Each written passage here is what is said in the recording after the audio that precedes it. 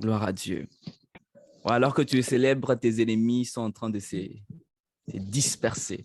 Alors que tu acclames, tes ennemis de gauche, de droite sont claqués, sont claqués, sont claqués. Tes problèmes sont claqués. Tes difficultés sont claquées. Dieu est au contrôle. Alors nous allons commencer. I'm really excited. I pray that everybody gets the excitement that I have with the message that I'm going to bring today again. Alors, je prie que tout le monde puisse être content, être dans la joie avec le message que nous avons aujourd'hui, le message que le Seigneur nous a donné. Avec, alors, si le son dans le background, il est haut, vous allez me dire, si vous entendez correctement avec l'instrumental et ma voix, l'instrumental ne soit pas haut. Donc, si tout est OK, écrivez juste 5 sur 5 and we move with the message. Alors, que Dieu bénisse toute personne qui est là, que Dieu bénisse le leader du ministère, que Dieu bénisse tous les exécuteurs et que Dieu bénisse toute personne qui met sa main à la pâte, toute personne qui est présente, toute personne qui porte à cœur la vision d'une manière ou d'une autre, dans l'ombre ou d'une manière visible. Que le Seigneur Dieu vous bénisse abondamment. Est-ce que vous m'entendez correctement? Tout est OK? Et j'avance.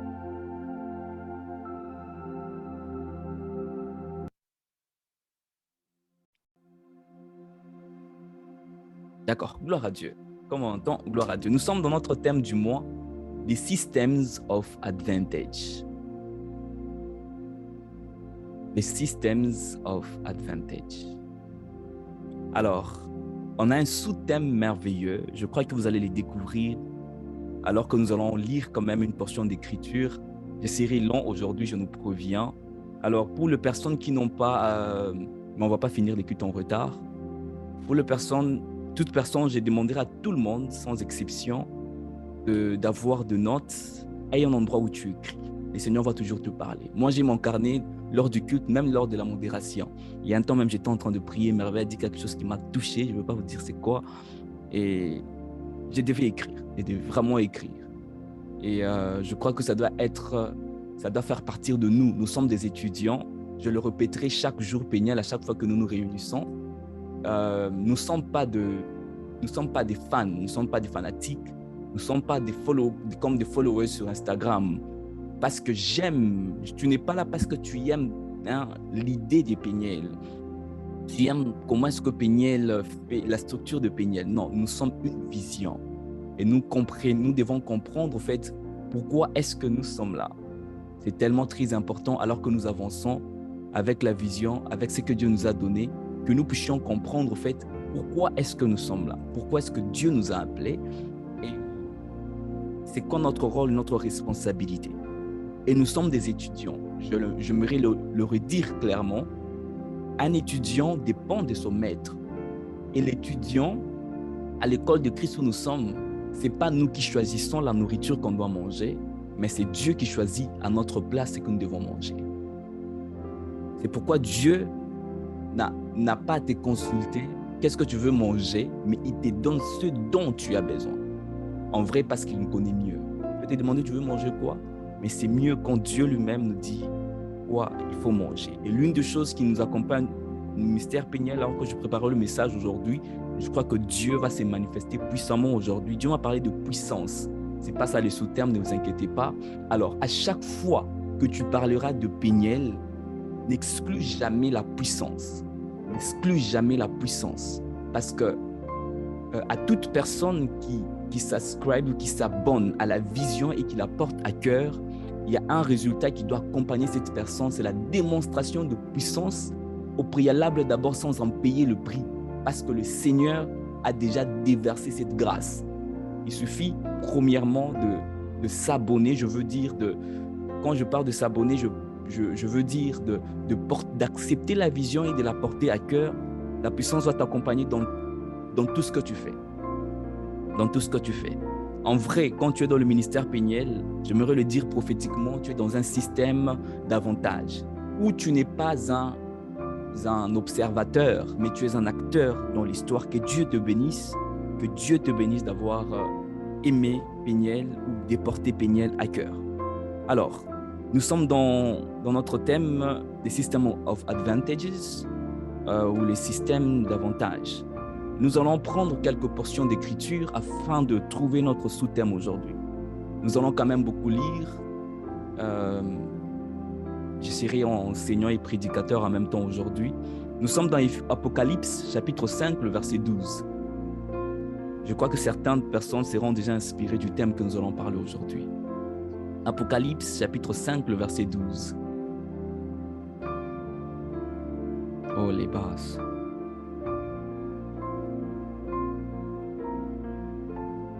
Apocalypse, chapitre 5, le verset 12. Écrivez aussi Ésaïe, chapitre 11, le verset 1 à 2. Ésaïe, chapitre 11, le verset 1 à 2. Et le dernier pour le moment,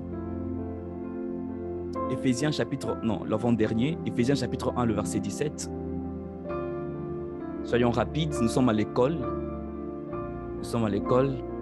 Je préfère une personne qui est impactée par les enseignements qu'une personne qui est impactée par imposition de main, seulement.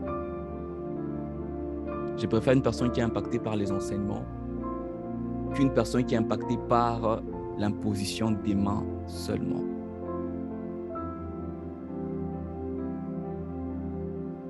Il y a une forte présence de Dieu au milieu de nous et chaque seconde dans sa présence compte. Je ne sais pas quand est-ce que Dieu va te visiter, mais il est quand même avec nous, il a un objectif avec ce message. Je disais Apocalypse chapitre 5, le verset 12, Ésaïe chapitre 11, le verset 2, Éphésiens chapitre 1, le verset 17 et Psaume 119, le verset 98 à 100. Psaume 119, le verset 98 à 100. Est-ce que nous sommes ensemble?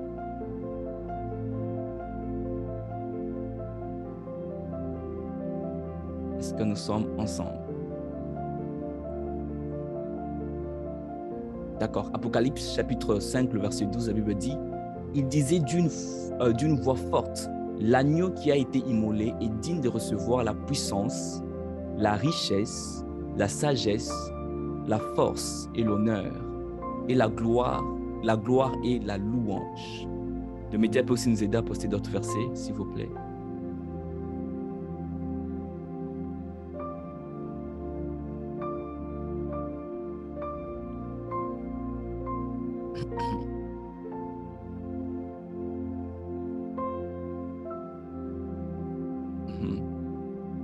Alors, le deuxième verset que nous allons lire, c'est Ésaïe chapitre 11, le verset 1 à 2. Puis un rameau sortira du tronc d'Ésaïe, un rejeton naîtra de ses racines. L'esprit de l'Éternel reposera sur lui. C'est l'esprit de sagesse, d'intelligence, esprit de conseil et de force, esprit de connaissance et de crainte de l'Éternel. On peut aussi nous poster Psaume 119, le verset 98 à 100. J'espère que tout le monde est en train de prêter attention, car la lecture fait toujours partie de mon enseignement. Psaume 119, le verset 98 à 100. Et puis je vais finir avec Éphésiens 1, 17. Ok, on nous a quand même présenté déjà Éphésiens 17, je le lis quand même. Afin que le Dieu de notre Seigneur Jésus-Christ, le Père de gloire, vous donne un esprit de sagesse et des révélations dans sa connaissance. Afin que l'Esprit de Dieu de notre Seigneur, afin que le Dieu de notre Seigneur Jésus-Christ, le Père de gloire, vous donne un esprit de sagesse et des révélations dans sa connaissance. On peut finir avec Psaume 119, le verset 98 à 100. Merci. La Bible dit, tes commandements me rendent plus sage que mes ennemis, car je les ai trouvés avec moi. Je reprends. Quelqu'un peut déjà commencer à deviner le thème ou être inspiré du sous-thème de ce soir. Tes commandements me rendent plus sage que mes ennemis, car je les ai toujours avec moi. Je suis plus instruit que tous mes maîtres, car mes préceptes sont l'objet de ma méditation. J'ai plus d'intelligence que les vieillards, car j'observe tes ordonnances. Amen. Est-ce que quelqu'un a pu deviner le thème de ce soir? Tu peux écrire dans le chat, qu'est-ce que le Seigneur t'a inspiré? Que Dieu bénisse ta parole, en même temps je prie. Seigneur de gloire, donne la capacité de comprendre et de mettre en pratique ce que nous allons dire. Donne la capacité de le sortir du fond de mon esprit afin de le communiquer avec amour et humilité à ton peuple et qu'il y ait des résultats palpables et réels au nom puissant de Jésus. J'ai ainsi prié en disant Amen. Amen. Ne vous inquiétez pas, je ne vais pas dire que vous êtes faux prophètes si ce n'est pas ça. Quelqu'un a pu deviner l'Esprit de Dieu. Tu y es presque. Tu y es presque. La sagesse. Amazing. D'accord. Une dernière personne et puis j'avance.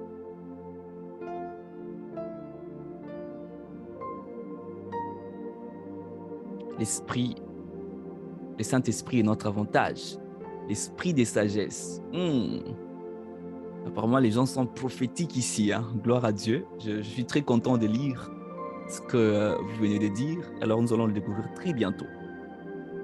Alors, nous sommes dans notre thème d'inspiration et nous comprenons tous que l'inspiration est le souffle de Dieu.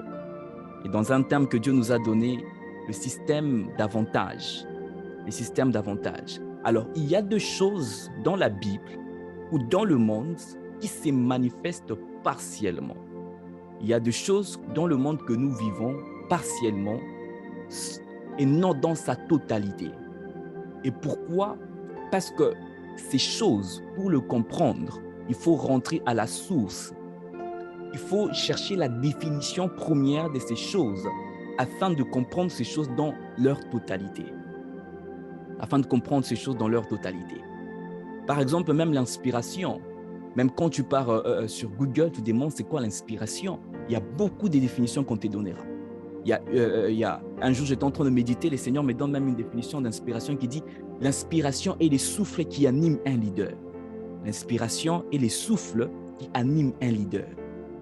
Mais premièrement, la pensée première de Dieu quand on parle de l'inspiration n'est pas d'abord un souffle qui anime un leader. Mais si tu veux bien comprendre l'inspiration, tu te rendras compte d'abord que Dieu lui-même est inspiration. L'inspiration, c'est le souffle. Et Dieu lui-même est inspiration.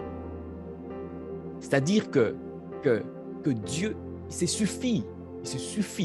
C'est lui-même qui est la source d'inspiration de tout ce qui peut exister. Tout vient de Dieu. Lui, il a tout créé. Tout créé. Tout créé. Alors, je ne veux pas d'abord entrer dans l'inspiration aujourd'hui. Alors, j'étais en train de dire, il y a des choses pour que tu puisses comprendre. Il faut rentrer dans leur nature. Il faut rentrer à la source afin de le comprendre. Un autre exemple, c'est l'amour. Nous vivons les manifestations de l'amour. Et je dirais même une grande partie, la sagesse de l'Esprit de Dieu. Oh, les gens sont prophétiques ici. Come on now. Péniel était un peuple prophétique. Et Dieu m'avait dit, le mois de juin, oh my God, on va vivre le prophétique dans le ministère. C'est avec toi. On va vivre le prophétique dans le ministère. C'était entre parenthèses. Je disais, une grande partie du monde expérimente les miettes de l'amour. Mais si tu veux comprendre l'amour, il faut aller chez celui qui donne l'amour. Au-delà d'aller chez lui qui donne l'amour, parce que Dieu lui-même est amour. Il faut rentrer là. Donc, pour connaître l'amour, la chose basique qu'il faut comprendre, qu'il faut avoir, c'est être en relation avec Dieu, connaître Dieu. Alors, si tu arrives à connaître Dieu, tu arriveras à comprendre et à avoir les définitions de l'amour selon Dieu, et non selon le monde, et non selon les dictionnaires, et non selon les philosophes, et non selon les écrivains de ce monde. Et non selon les écrivains de ce monde.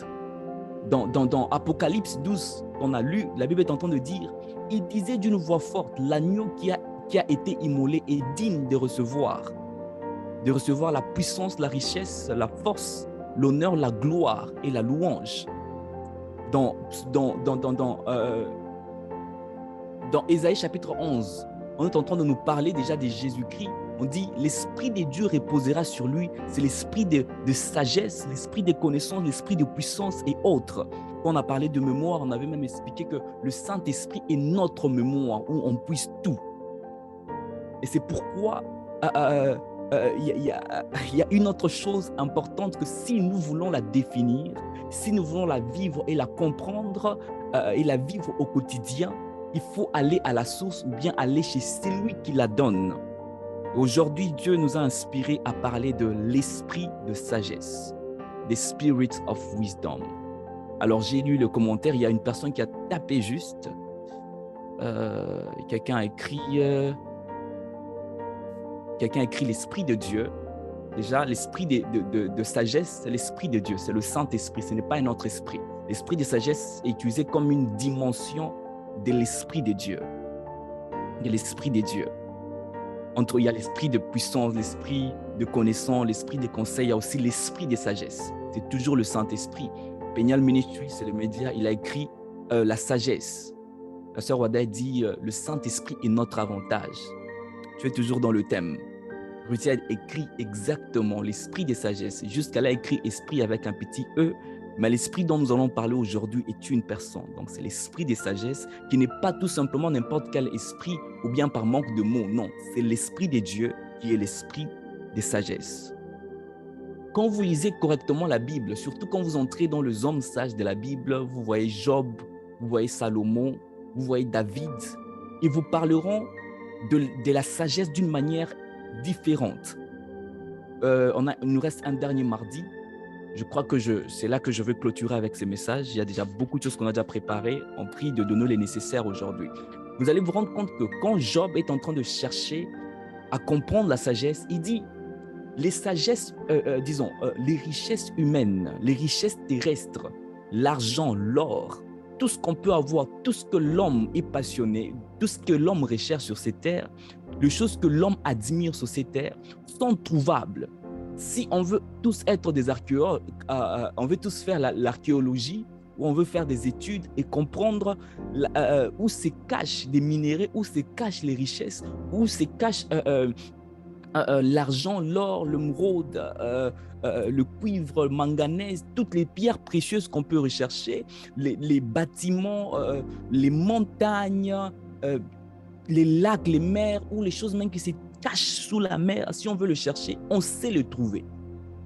Avec la technologie que nous avons, avec les systèmes mondiaux que nous avons, on sait les trouver. Mais il y a des choses qu'on ne trouve pas avec l'archéologie, il y a des choses qui ne se trouvent pas dans le monde des vivants. Comprendre la sagesse de Dieu, impossible de la comprendre avec le système mondial. Impossible de comprendre avec le système mondial. Avant d'aller très loin, nous allons aussi lire rapidement Psaume 104, le verset 24. Psaume 104, le verset 24.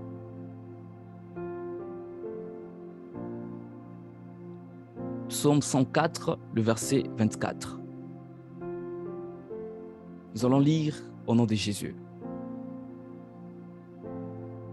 Que tes œuvres sont en grand nombre, ô Dieu. Tu les as fait avec sagesse. Tu les as faites avec sagesse. La terre est remplie de tes biens. Ok. Alors, l'esprit de sagesse. Cet esprit dont je veux parler, l'esprit de sagesse, n'est pas un esprit qu'on tire quelque part, qu'on apprend quelque part. L'esprit de sagesse dont je veux parler, ce n'est pas une mentalité qu'on peut acquérir. Ce n'est pas une étude qu'on peut faire quelque part. L'esprit de sagesse dont je veux parler se reçoit. Ce n'est pas d'abord par un certain prix qu'on pourra payer d'abord, mais on le reçoit. Donc, c'est-à-dire, aucun homme n'a la capacité de te vendre cette sagesse. Aucun homme n'a la capacité de te prêter cette sagesse.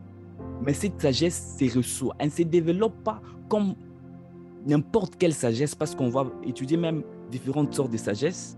Je vais parler de la sagesse, je vais donner quelques définitions de la sagesse selon les dictionnaires.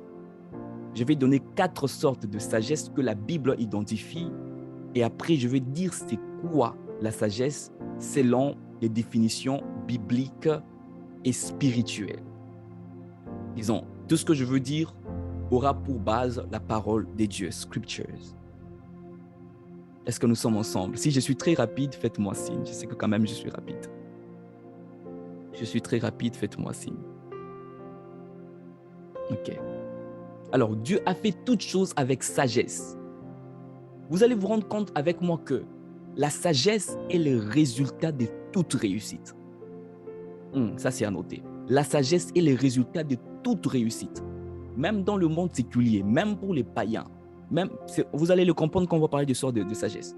La sagesse, d'une manière générale, est le secret à toute réussite. Et le secret à toute réussite. Dans le monde des vivants ou dans le monde des esprits. Parce que la sagesse n'a pas commencé à exister dans le monde terrestre. On va aller très loin, Donc, j'étais en train de dire, cette sagesse ou cet esprit de sagesse dont nous allons parler, elle ne s'apprend pas ou ne se développe pas comme toutes les autres sagesses se développent. Tu ne l'attires pas de quelque part. Comme si tu pars la puiser, je ne sais pas, dans un livre ou quoi que ce soit. Non. Mais cette sagesse se reçoit, c'est l'Esprit de Dieu, c'est le Saint-Esprit. L'Esprit de sagesse, c'est le Saint-Esprit. Donc, je fais référence au Saint-Esprit. Alors, c'est quand on parle de l'esprit de sagesse, je fais aussi référence à un niveau de sagesse qui est supérieur et qui ne vient pas de la terre. Donc, un niveau de sagesse qui est supérieur. Un niveau de sagesse qui est supérieur, qui n'est pas terrestre, qui ne tire pas sa source sur la terre. La sagesse te rend productif. La sagesse te rend productif. C'est pourquoi Dieu nous donne ces thèmes de Systems of Advantages avec un sous-thème, l'esprit de sagesse, afin que le ministère de Peniel soit productif. J'ai dit, la sagesse est le secret de toute réussite. Toute réussite. Avoir l'argent n'est pas le secret de la réussite. Tu peux avoir l'argent, mais tu n'as pas réussi. Tu peux avoir le bien, mais tu n'as pas réussi. Tu peux être entouré, mais tu ne réussis pas. Ça demande de la sagesse pour qu'une personne puisse arriver à sa réussite. Est-ce qu'il y a des personnes au milieu de nous qui veulent réussir? Et c'est pourquoi Dieu réveille en toi l'esprit de sagesse. Ça ne demande pas une bonne intention pour réussir. Pour réussir, c'est au-delà, dans tous les domaines ministériels, études ou quoi que ce soit. Ça ne suffit pas d'avoir une bonne intention. Ça ne suffit pas d'avoir un bon cœur pour réussir. Ça ne suffit pas d'avoir des bonnes intentions de réussir, d'avoir l'amour pour la réussite ou d'avoir même la force de travailler. Ça demande la sagesse pour réussir. Ça demande la sagesse pour réussir. Tu ne vas pas seulement travailler dur, mais tu vas travailler avec sagesse. En anglais, on dit « Don't work hard, work smart ». Work smart. Quelqu'un qui travaille smart ou bien quelqu'un qui travaille avec sagesse, je vais remplacer smart avec intelligence, disons par sagesse. Une personne qui travaille avec sagesse, sait quand travailler dur, excuse, et sait quand relaxer. Mais la personne n'est pas en train de perdre son temps. Nous ne sommes pas là aujourd'hui. Alors, la sagesse dont nous allons parler, ou l'esprit de sagesse dont nous allons parler aujourd'hui, c'est cette sagesse, c'est cet esprit qui nous pousse à la productivité. Et cette sagesse prend sa source pas dans le monde naturel. Cette sagesse ne prend pas sa source dans le monde naturel. Ok. Cette sagesse que nous allons parler est un système avec plusieurs résultats au-delà de la logique. Cette sagesse est un système avec plusieurs résultats au-delà de la logique. C'est-à-dire, tu es en mesure de faire des choses au-delà de la logique. Tu es en mesure d'accomplir des choses au-delà de la compréhension humaine, au-delà des principes humains. Cette sagesse est indépendante, totalement indépendante de la sagesse humaine. Elle est totalement indépendante des principes que les hommes peuvent mettre. Parce qu'elle ne tire pas sa source dans l'homme. Cette sagesse existe depuis que Dieu est Dieu. Cet esprit de sagesse dont je vous parle existe depuis que Dieu est Dieu. C'est comme la gloire de Dieu. La gloire de Dieu n'existe pas, n'a pas commencé à exister après, quand elle a commencé à se manifester. La gloire de Dieu existe depuis que Dieu est Dieu. L'amour existe depuis que Dieu est Dieu. La sainteté existe depuis que Dieu est Dieu. C'est-à-dire ça fait partie de sa nature. Et la sagesse et l'esprit de sagesse dont nous sommes en train de parler fait partie de la nature de Dieu. Okay? C'est-à-dire que Dieu est sagesse. Dieu est sagesse. Avant que je n'entre dans les définitions, et tout, je mérite mettre la base que Dieu est sagesse. Et cette sagesse, est-ce que c'est ce qu'on nous donne dans les dictionnaires? Il y a des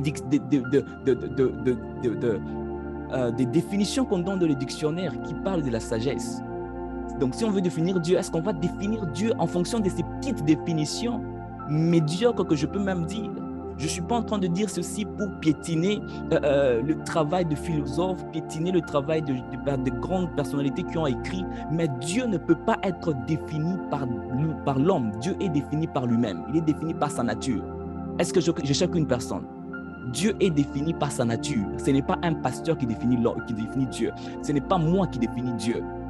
Moi, c'est ce que je découvre, que je viens vous présenter. Dieu est défini par sa nature. Et les gars. Péniel, Dieu va te faire de toi un homme très intelligent. Donc, nous sommes en train d'aller de gloire en gloire. On va réfléchir. On va vraiment, avec inspiration. Il y a d'autres thèmes là, quand Dieu commence à me donner, là, j'ai dit, Dieu, non, pas l'embellé. Dembélé. Dieu va nous faire du bien. Et même ces thèmes, System of Advantages, je prie et je fais de mon mieux de compresser le message, de le rendre tellement simple pour tout le monde, que tout le monde soit en mesure de comprendre. À quoi bon de donner un message profond que personne ne comprend? Alors, Dieu est sagesse. Dieu est sagesse. Alors, pour comprendre la définition première de la sagesse, il faut comprendre Dieu, il faut aller chez Dieu. Job est en train de dire, les richesses que je suis en train de paraphraser, que les hommes admirent, parce que c'est quelqu'un qui est passé par des souffrances, et j'ai appris une chose, à chaque fois que je passe par des moments difficiles, je passais par des moments difficiles, le Seigneur m'a appris une chose, il a dit, il m'a inspiré une chose, il me disait, je veux dire, une personne qui passe par un moment de souffrance, une douleur, cette personne expérimente un niveau de sagesse. Ça dépend, tout dépend de l'attitude aussi que la personne a. Mais les personnes qui passent par des moments difficiles et qui sont des enfants de Dieu, qui ont une bonne attitude, ils développent un niveau de sagesse ou bien ils expérimentent un niveau de sagesse tellement élevé. À un certain niveau selon leurs circonstances. Alors il est en train de dire que Dieu te bénisse Israël K. That's what c'est depuis le mardi passé. Israël K. I don't know who is the person, mais que Dieu te bénisse abondamment. Que Dieu te bénisse abondamment. Alors, oui, j'étais en train de dire, donc Dieu a arrêté tout un enseignement pour te bénir. Oh mon frère, tu es béni. Tu es vraiment béni. Tu es vraiment béni. Que Dieu te bénisse ainsi que toute ta famille. Alors, j'étais en train de dire, Job passait par des moments difficiles et une sagesse a commencé à monter. Il dit, les choses que nous admirons dans ces mondes, qui ne veut pas être millionnaire? Qui ne veut pas avoir de l'argent? Moi, je veux avoir de l'argent et j'aurai beaucoup d'argent. Oui, qui ne veut pas être riche? Qui ne veut pas rouler une belle voiture? Qui ne veut pas rouler une belle caisse? Quand tu entres là-bas, tu dis non, je suis entré dans une belle caisse. Qui ne veut pas avoir des bâtiments? Qui ne veut pas avoir une grande entreprise? Qui ne veut pas toucher de l'or? Ok, prenons les pierres précieuses. Il y a des entreprises, il y a beaucoup d'entreprises, par exemple au Congo, à Kolwezi, au Kassai, il y a des entreprises pour chercher les minéraux. Il y a des entreprises pour aller chercher les minéraux. Ok, alors, vous allez voir que les minéraux là cachés sont toujours trouvés quelque part. Les minéraux ou l'argent caché est trouvé quelque part. L'or, l'argent, silver, silver, gold, c'est trouvé quelque part. Si on va être tous faire l'archéologie, on va le trouver. Mais cette sagesse, même si on entre dans l'eau, même si on part au ciel pour la trouver, elle se retrouve que en Dieu. Avançons. Ce n'est pas le sujet d'aujourd'hui. Vous trouvez, je crois que c'est la fois prochaine que je vais y entrer, how to pursue ou comment accéder à la sagesse ou à l'esprit des sagesses. L'absence de l'esprit des sagesses ou bien l'absence de sagesse est coûteuse. L'absence de l'esprit des sagesses est coûteuse. Alors, nous allons tous lire dans Éphésiens chapitre 3, le verset 10. Nous sommes dans Éphésiens chapitre 3, le verset 10. Éphésiens, j'espère que nous apprenons. Éphésiens chapitre 3, le verset 10. La Bible dit afin que les dominations et les autorités dans le lieu céleste connaissent aujourd'hui par l'Église la sagesse infiniment variée des dieux. La sagesse infiniment variée des dieux. Oh my God! Cette sagesse est infinie. Cette sagesse ne peut pas être comptée. OK? Cette sagesse est infinie. En anglais, on dit manifold wisdom. Manifold wisdom. En vrai, quand vous allez décortiquer la sagesse de Dieu, vous décortiquez réellement la sagesse en se basant sur qui est Dieu. Pas seulement ça, en comprenant la sagesse au travers de Dieu, vous allez vous rendre compte que, en vrai, c'est un mot singulier, mais quand vous expérimentez l'expression ou les manifestations de la sagesse, vous allez vous rendre compte que c'est comme si c'est un mot pluriel. Manifold wisdom, comme une collection, comme un poids qui fait l'unité. C'est comme on dit Dieu est un, mais Dieu il est saint, il est amour, il est comme ça, il est comme ça, il est comme ça, il est comme ça. Dieu est un, Dieu le Père, Dieu le Fils, Dieu le Saint-Esprit, mais Dieu est un. Donc, c'est comme même la gloire. Comme la gloire. La gloire, elle est une, mais les manifestations sont diverses. La gloire de Dieu, elle est très vaste. Très, très, très vaste. OK. Donc, comme une collection. Donc, il y a des dimensions et des dimensions dans la sagesse. OK. En anglais, on dit manifold wisdom. Ici, on dit la sagesse infiniment variée des dieux. Infiniment variée des dieux. Je ne pouvais que prêcher sur cette phrase. Alors, what is wisdom? C'est quoi la sagesse? Premièrement, dans les dictionnaires. C'est quoi la sagesse? Que le média soit tellement rapide, parce que je ne veux pas répéter toutes les phrases plusieurs fois. Et après tout, le message sera posté sur YouTube. Donc, si vous ne comprenez pas certaines choses, vous pouvez revenir. Alors, la définition du dictionnaire qui est vraie à un certain niveau de la sagesse, qui est mais superficielle, mais c'est une définition qui est vraie. D'accord. La définition que le dictionnaire nous donne, je vais nous proposer 2 ou 3 définitions et puis nous allons passer aux 4 sorts de sagesse. Alors, le dictionnaire dit « La sagesse est une qualité d'avoir l'expérience. » Je veux dire une habilité d'avoir l'expérience, la connaissance, une qualité ou une habilité d'avoir l'expérience, la connaissance et un bon jugement. These are general definitions of wisdom that we have. OK? Donc, une qualité ou une habilité d'avoir l'expérience, la connaissance et un bon jugement. Retenez, il y a expérience, il y a connaissance, il y a bon jugement. Une deuxième définition que les dictionnaires nous présentent, la sagesse est l'utilisation ou l'habilité d'utiliser, mettez l'habilité, est une habilité d'utiliser ta connaissance et ton expérience, ou bien la connaissance et l'expérience, afin de prendre de bonnes décisions et avoir un bon jugement. Je vais m'arrêter à ces 2 définitions aujourd'hui. La sagesse, ça c'est selon des dictionnaires, et l'habilité d'utiliser. Est-ce que tout le monde est en train d'écrire l'enseignement? Je m'abstiens. Alors, j'étais en train de dire l'habilité d'utiliser de la connaissance et l'expérience afin de prendre de bonnes décisions et un bon jugement. Gloire à Dieu. Que Dieu bénisse le ministère Péniel. OK. J'espère qu'on a écrit. Donc là, les dictionnaires ou bien dans la vie courante, on nous parle de la sagesse comme une application ou la capacité qu'on peut avoir afin d'utiliser la connaissance que nous avons. Et oui, c'est vrai, une personne qui est sage est en mesure d'appliquer ou bien de vivre la connaissance au fait qu'il a. Il a la capacité d'utiliser la connaissance qu'il a afin de prendre les bonnes décisions. Comment est-ce qu'on reconnaît une personne qui est sage? C'est quand la personne prend des bonnes décisions. Tu sais prendre des décisions, pas influencées par quelqu'un, pas en demandant l'avis de quelqu'un, mais avec la connaissance que tu as, tu sais prendre des bonnes décisions.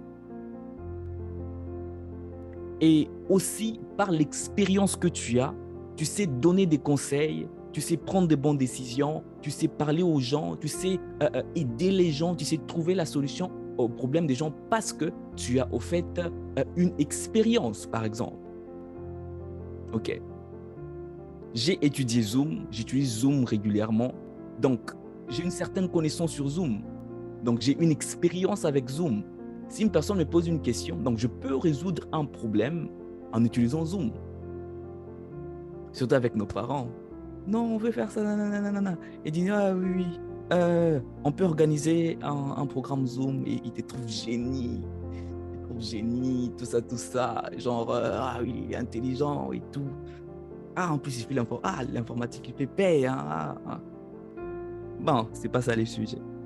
Alors, donc, utiliser l'expérience que tu as afin, je disais, utiliser l'expérience que tu as afin de prendre de bonnes décisions, afin d'aider les gens et autres.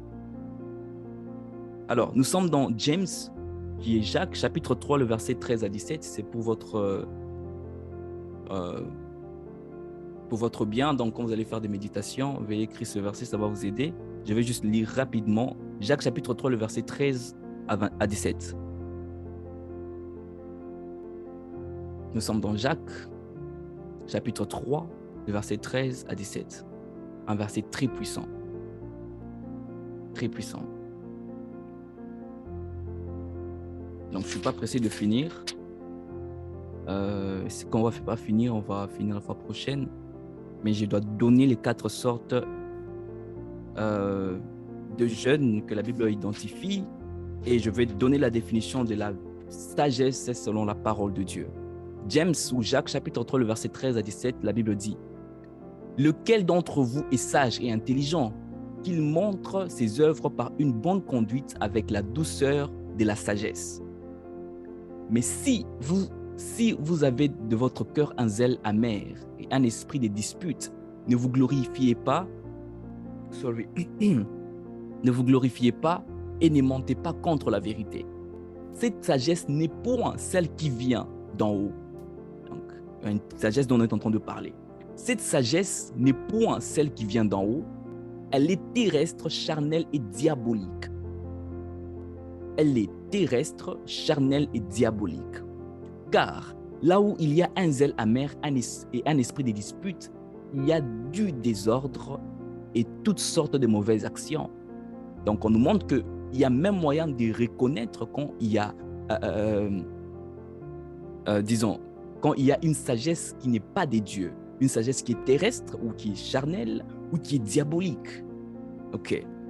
Il y a du désordre de toutes sortes, tout ça. Et la sagesse d'en haut est premièrement pure, ensuite pacifique, modérée, conciliante, pleine de miséricorde et de bons fruits, exemptée de duplicité et d'hypocrisie. Oh my God, I love what I'm about to say. Ok. Alors, dans Jacques, chapitre 3, le verset 13 à 17, on vient de nous montrer qu'il y a différentes sortes de sagesse. Donc, c'est pourquoi le point qui suit directement est les 4 sortes de sagesse identifiées dans la Bible. Identifiées dans la Bible. J'en ai trouvé 4. Et donc, si vous trouvez une autre sorte, gloire à Dieu. Mais je crois que la plupart de sagesse que vous allez retrouver se retrouveront dans ces 4 sortes de sagesse que la Bible nous présente. Et nous allons nous focaliser sur une, qui est même ça la sagesse. Ok. Dans le verset 13, on nous dit « Lequel d'entre vous est sage? Qu'il montre ses bonnes œuvres. » Ok. Quelque part, on dit « Cette sagesse n'est point celle qui vient d'en haut, mais elle est terrestre. » C'est-à-dire qu'il y a des sortes de sagesse. Il y a une sagesse qui vient d'en haut. Il y a une sagesse qui est terrestre. Ici, dans le verset 15, là qu'on parle de la sagesse terrestre, les versions anglaises parlent de sensual wisdom. En anglais, on dit ici sensual. Et quand vous regardez aussi d'autres versions, ça, ce sont les commentateurs de la Bible que j'ai aussi eu à lire sur ça. Et c'est aussi traduit, ils expliquent ça, je vais donner ça, je vais donner ça. Sensual, ce n'est pas vraiment le même terme utilisé charnel dans la version française, mais plus en anglais et même dans les autres langues ou d'autres versions, on parle d'une sagesse qui vient par les études, une sagesse qui vient par des expériences, quoi que ce soit. On va y arriver. Alors, la première sorte de toutes les sortes déjà de sagesse que nous allons trouver, et même la sagesse sur laquelle je vais vraiment m'atteler ou bien donner mon attention, vous allez comprendre que c'est la Bible qui est notre base. C'est la Bible qui est notre base. Si tu définissais la sagesse selon les philosophes, tu définissais la sagesse parce que tu as lu un livre, tu définissais la sagesse parce que tu as fait ceci, parce que tu as fait cela, parce que c'est très bien. Je ne suis pas en train, I'm not here to read, downplay ou bien, je ne suis pas là pour montrer que je connais plus que eux. Non, moi, je vous présente la parole de Dieu. Et la parole de Dieu, c'est la base de tout. Je ne pense pas que tu mettras un livre ou une autre parole au-dessus de la parole de Dieu. Et que tout ce que tu as comme connaissance de la sagesse, ok, que tu le mets d'abord de côté et tu le prends si c'est aussi en accord avec la parole de Dieu. Et donc, tu ne prends pas quelque chose parce que ça sent bon. C'est un conseil que je nous donne à tous. On lit des livres des fois qui ne sont pas chrétiens. On lit, même, des fois même quand on est au cours, tout ça. On peut nous parler philosophe, on peut nous parler de qui que ce soit. Mais une sagesse, on la prend, nous, les enfants de Dieu, quand c'est en accord avec la parole de Dieu. Une phrase, elle peut sembler bonne, elle peut sembler être réelle, mais ce n'est pas dire qu'en vrai, cette sagesse, disons, cette parole est vraie. Donc, elle peut sembler bonne, tout ça, mais aussi, c'est parce que la Bible dit. D'accord. Alors, la première sagesse, c'est la sagesse terrestre. La première sorte de sagesse, c'est la sagesse terrestre. Je vais donner trois phrases qui vont expliquer c'est quoi la sagesse terrestre. Donc, vous allez avoir une idée de ce que je suis en train de dire. Premièrement, la sagesse terrestre. D'accord. La sagesse terrestre, c'est la sagesse naturelle. This is natural wisdom. C'est une sagesse naturelle. C'est un bon sens. C'est une sagesse naturelle donnée à tout homme. C'est une sagesse naturelle que tout homme peut avoir. Enfant ou grand, païen, chrétien, donc c'est une sagesse qui est naturelle, que Dieu a donnée à tout homme. Ok. Et la sagesse terrestre aussi, c'est traduit ou bien c'est aussi un bon sens. Quelqu'un qui a un bon sens, ok? C'est-à-dire une habilité de reconnaître le bien et le mal. Donc c'est ça même la sagesse terrestre. C'est une sagesse humaine. En fait, une habilité de reconnaître le bien et le mal. Une habilité de reconnaître le bien et le mal. Des fois, ça vient comme un instinct. Comme un instinct, un bon sens. Donc une sagesse naturelle, bien sûr, un bon sens, une habilité de connaître le bien et le mal.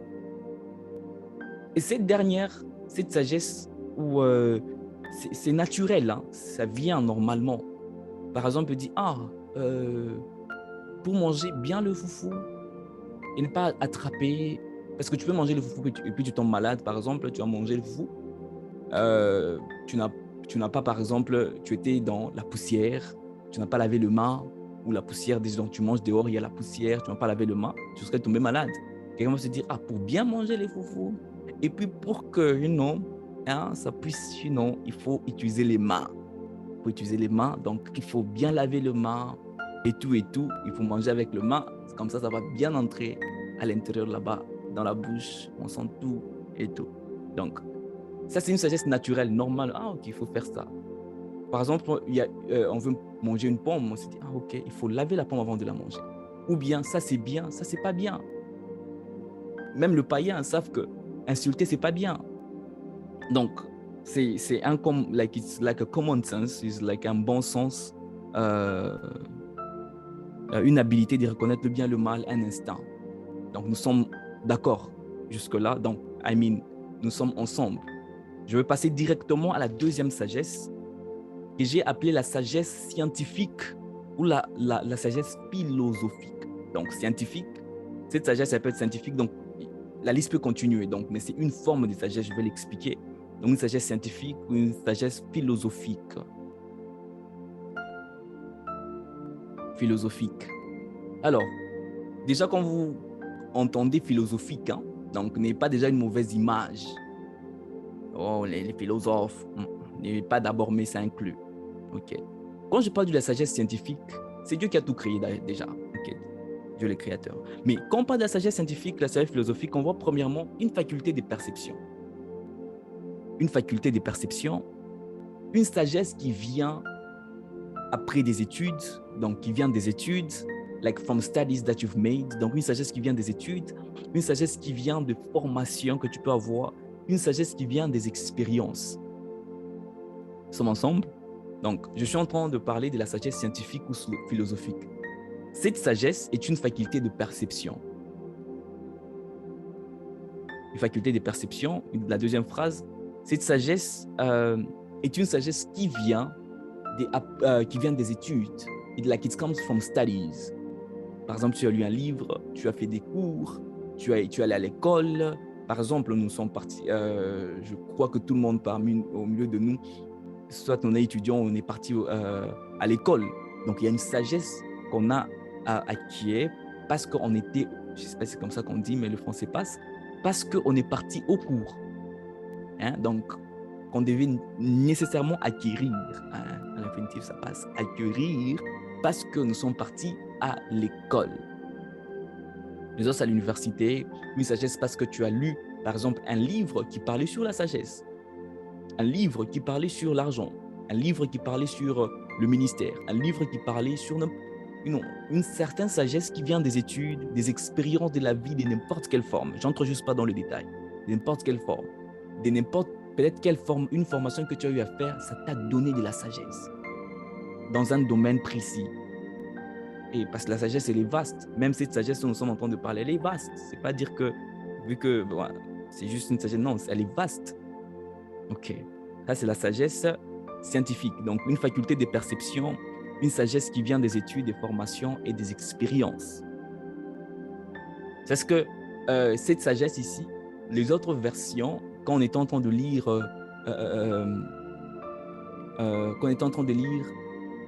c'était Jacques chapitre 3, à partir du verset 15, on dit, mais cette sagesse est terrestre.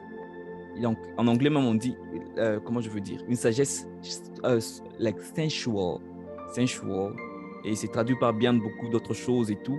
Donc, c'est dans cette partie que je mets, au fait, la sagesse scientifique et autres et tout. Alors, ça, c'est la deuxième sorte de sagesse. The third one. La troisième sorte, c'est la sagesse démoniaque. La sagesse démoniaque. La sagesse démoniaque. La sagesse démoniaque est un sens de jugement supérieur. Un sens de jugement supérieur ou une sagesse supérieure qui prend sa source par la relation ou la fraternité avec les esprits démoniaques.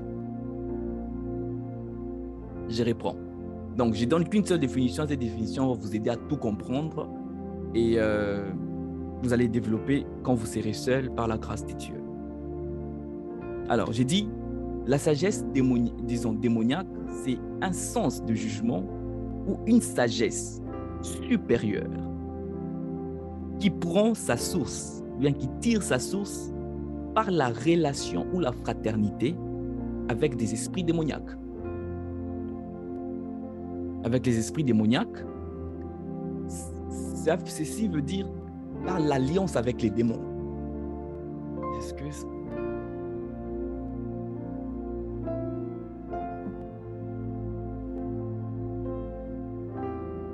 j'étais en train de dire, c'est-à-dire que cette personne en qui cette sagesse est inspirée, cette personne a fait une alliance avec les démons.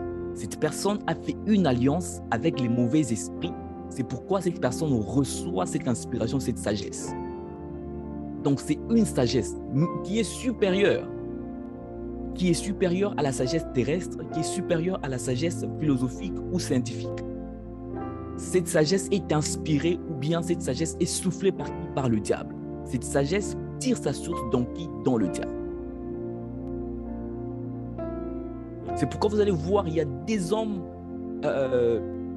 qui ont l'alliance avec le diable. Quand vous les entendez, ils sont tellement sages. S'il te plaît, n'écoute pas une personne parce que tu sens que cette personne est sage. Mais avant d'écouter un homme, la première question à se poser, mais d'où cette personne tire sa sagesse? Ok, oui, il a la sagesse, oui, il parle bien, oui, il a des grandes réalisations, mais il est aussi important de comprendre d'où est-ce qu'il tire sa sagesse. Même quand on parle des chansons chrétiennes ou des chansons qu'on doit écouter, il est important de comprendre la source au fait d'inspiration de cette chanson. Et même une chanson est dite chrétienne, pas parce que Jésus-Christ est mentionné, mais parce que c'est Jésus-Christ qui en est l'inspiration, le Saint-Esprit qui en est l'inspiration. Donc l'inspiration, disons, dans la sagesse diabolique, c'est-à-dire que la personne qui reçoit cette sagesse a une alliance avec le diable. Il a une alliance avec les mauvais esprits qui lui inspirent afin d'agir.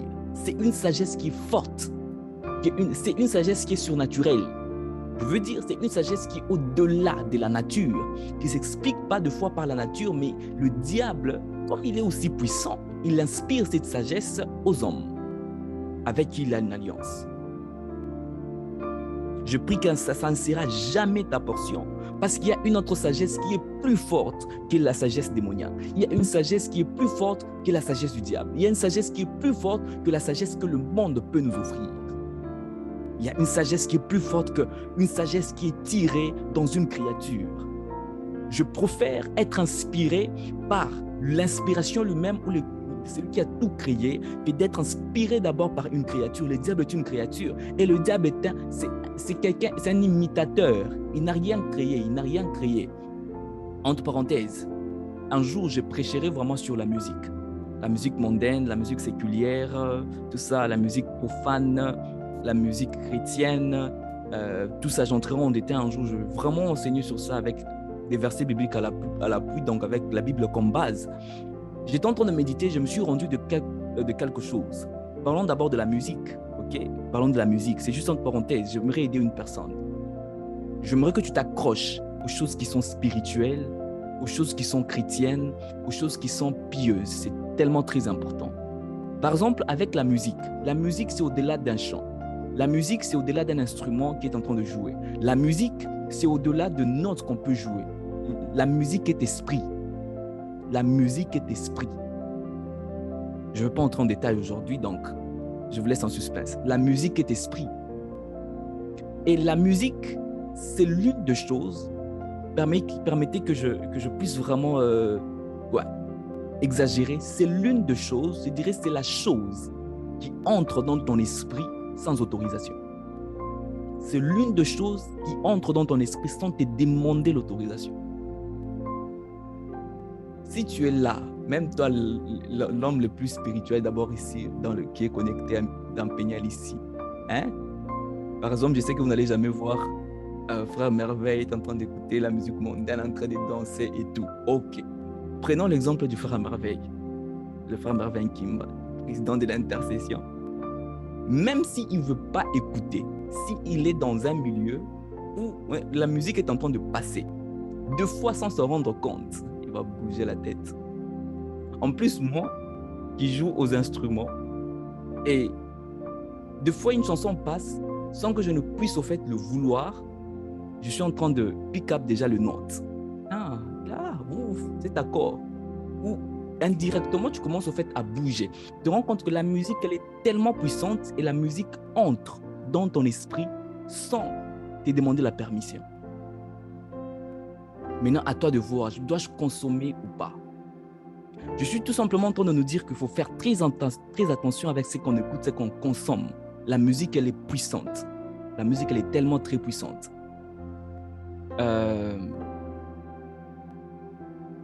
Il y a des musiques qui sont profanes et autres, qui ne glorifient pas Dieu. Il y a des musiques, des fois, soi-disant séculières, mais la source, parce que c'est le diable. Le diable fait tout avec intention. Tu ne sais pas pourquoi il a inspiré cette chanson. Et même une sagesse, même si elle semble être bonne, tu ne sais pas pourquoi est-ce que le diable a inspiré cette sagesse. Le diable utilise la vérité et il essaie de la changer. Même quand il est venu tenter Jésus-Christ, c'était la vérité parce qu'il n'a rien créé. Il est venu avec la parole de Dieu, il a essayé, il le fait avec intention. Donc le diable peut venir avec une chanson, les paroles sont bonnes, mais si tu ne connais pas la source, moi-même les chansons chrétiennes, quand je ne comprends pas la source de cette chanson, un musicien chrétien, connu partout qu'il est chrétien, mais moi, si je ne comprends pas la source, je ne suis pas cette chanson. Je ne suis pas. Pour moi, je la considère comme, tant que je ne comprends pas la source, je la considère comme une chanson mondaine. Ça, c'est moi. Donc, these are my convictions. Et je crois que c'est important de comprendre la source, au fait, des manifestations avant de dealer avec les manifestations. Des fois, je vois même des chrétiens, très souvent, tu as un problème avec quelqu'un, il y a difficulté avec quelqu'un. Des fois, tu ne cherches même pas à comprendre c'est quoi la source de ce problème. Toi, tu sautes déjà sur les manifestations. Hey, elle m'a mal répondu, il m'a mal répondu, il m'a mal parlé, j'ai pas aimé sa façon de parler, j'aime pas son caractère, j'aime pas ça, j'aime pas ça, j'aime pas ça, j'aime pas ça, et tout. C'est vrai, tu as raison, mais est-ce que tu comprends qu'est-ce qui se cache derrière cette personne? Peut-être cette personne manque d'amour, peut-être cette personne elle est blessée, peut-être cette personne passe par des moments difficiles, peut-être cette personne n'a jamais connu d'amour, peut-être cette personne passe par des moments les plus difficiles, cette personne est forgée négativement dans son caractère et tout ce que tu vois là, mal te parler, t'insulter, n'est que de manifestation de qui elle est à l'intérieur. Mais si tu veux aider cette personne, tu ne sautes pas sur les manifestations, tu sautes sur la source de ces manifestations. C'est la même chose même quand on est en train de dealer avec l'inspiration, parce que tout peut t'inspirer. L'homme peut t'inspirer, Dieu peut t'inspirer, la nature peut t'inspirer, le diable peut t'inspirer. Et quand le diable t'inspire, il ne t'inspire pas avec le corps. Il est stratégique. Il est stratégique. Stratégique. Donc, c'est aussi stratégique avec le Saint-Esprit. Et la quatrième sorte de sagesse, c'est la sagesse divine. La sagesse divine, je pensais que tu allais acclamer. On a dit la sagesse démoniaque est une sagesse qui est supérieure aussi. Donc, c'est-à-dire qui est surnaturelle. Mais il y a une sagesse qui est plus forte que la sagesse diabolique. Parce que le diable, c'est un imitateur. C'est un imitateur. Il n'a rien créé. Même pas la musique. Il n'a rien créé. Il n'a rien.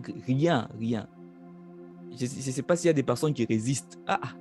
Tu es fils du diable, tu es porte-parole du diable. Il n'a rien créé. Si c'est ton père, si les diables c'est ton père, il n'a rien créé. Il n'a rien. C'est un menteur. Lui, il ment dès le commencement. Donc, il t'a déjà menti qu'il avait l'argent. Il t'a menti qu'il avait... c'est lui qui a créé la musique. C'est lui qui a créé... Non, il n'a rien créé. Il t'a menti que c'est lui qui a créé l'or. Il a même appris Jésus-Christ. Il a dit, si tu m'adores, je te donnerai tout ça. Un menteur. Un menteur. Il n'a rien. Tout, c'est Dieu qui a créé. D'accord. Alors, dans la sagesse divine, cette sagesse, même les archéologues, I don't know how to call them, les personnes qui font des recherches ne vont jamais trouver cette sagesse. Où se trouve cette sagesse? Même si tu partais en dessous de l'eau, même si tu utilises les machines, même si tu prends les plus grandes entreprises de minerais, tu ne peux jamais trouver cette sagesse. La Bible nous dit qu'il y a des choses qui sont trouvées en dessous de l'eau. Il y a des choses qui sont trouvées au ciel. Il y a des choses qui sont trouvées sur terre, il y a des choses qui sont trouvées dans la terre. Il faut vraiment creuser pour trouver ces choses. Mais il y a des choses qui viennent d'en haut. This wisdom that you are talking about comes from above. Comes from above. Le verset, dans Jacques chapitre 3, le verset 17, la sagesse d'en haut est premièrement pure. En plus, ensuite, pacifique, modérée. Je ne vais pas entrer là-bas. La sagesse d'en haut est premièrement pure. Est-ce que quelqu'un est ensemble avec moi? Cette sagesse d'en haut que nous sommes en train de parler, elle est pure, elle vient d'en haut. Donc, c'est-à-dire, toutes les personnes qui vont faire les recherches, toutes les personnes qui savent faire les recherches ne vont jamais trouver cette sagesse. Cette sagesse est surnaturelle. This is the supernatural wisdom of God. Divine wisdom is the supernatural wisdom of God. C'est pourquoi nous sommes en train de parler de l'esprit des sagesses. L'esprit des sagesses. En fait, cette sagesse qui vient d'en haut, c'est l'impactation de l'esprit des sagesses. C'est une impactation. Donc, une personne qui possède cette sagesse, cette personne est impactée par l'esprit des sagesses. Donc, impossible d'être impacté par la sagesse divine sans l'esprit des sagesses ou sans le Saint-Esprit. Ça veut dire la même chose. Cette sagesse veut dire, c'est une sagesse qui est inspirée par Dieu. Heavenly wisdom. Heavenly wisdom.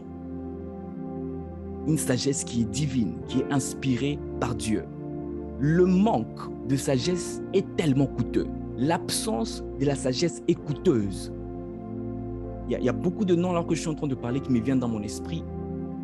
Et j'ai vraiment pas l'habitude de citer tout le monde, parce que je risquerais d'élargir le culte. Mais il y a des noms qui sont au milieu de nous, que le Seigneur est en train de montrer, et j'aimerais que tout le ministère le reçoive. Le Seigneur est en train de me dire l'absence de sagesse dans ta vie est coûteuse. L'absence de sagesse dans ta vie est coûteuse. Ok. Alors, je vais finir avec ça. What is wisdom selon la Bible? Alors, c'est quoi la sagesse selon Dieu? C'est quoi la sagesse selon Dieu? On a vu la sagesse terrestre. Cette sagesse, elle est limitée. Cette sagesse est temporaire. Cette sagesse n'est pas éternelle. Cette sagesse a commencé parce que la terre a été créée. Donc la terre passera. Cette sagesse est passagère. La sagesse scientifique ou philosophique, elle est passagère. Mais pourquoi est-ce que tu veux te donner aux choses qui sont passagères? Pourquoi tu t'accroches tant à une sagesse passagère? Des fois, je peux voir même des chrétiens, ok? Ils s'accrochent tellement à une vérité politique puisque ces personnes s'attachent à Dieu. Par exemple, c'est juste une chose que je veux sortir. Dans la politique, des fois, on va nous montrer comment est-ce que aujourd'hui, ce sont les chrétiens qui tuent le monde. Aujourd'hui, ce sont les églises qui tuent, qui tuent la société. Et les chrétiens s'accrochent parce que c'est, comment je veux dire, parce que c'est accompagné des belles paroles expliquées d'une manière scientifique et autre.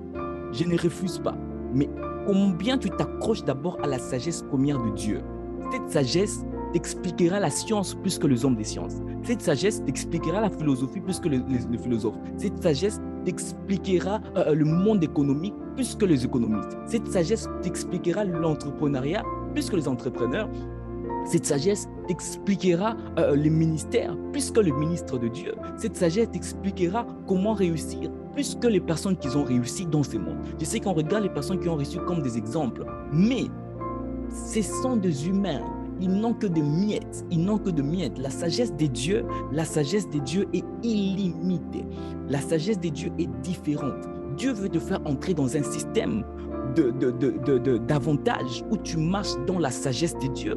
Pas une sagesse qui est terrestre, pas une sagesse qui est scientifique ou philosophique, et non plus pas une sagesse qui est diabolique, c'est une petite sagesse, bien qu'elle soit surnaturelle, bien qu'elle soit inspirée par le diable, bien qu'elle soit inspirée par un être qui ne se voit pas ou bien pas par des esprits, mais il y a une sagesse que personne ne peut trouver, Je ne parle pas d'une sagesse angélique, je ne suis pas en train de parler d'une sagesse Gabriel, je ne parle pas d'une sagesse Michael, je ne parle pas d'une sagesse Mosaïque, je ne parle pas d'une sagesse Salomon, je ne parle pas d'une sagesse Job, je ne parle pas d'une sagesse Ésaïe, mais je parle de la sagesse divine, la sagesse de Dieu. Alors, c'est quoi cette sagesse?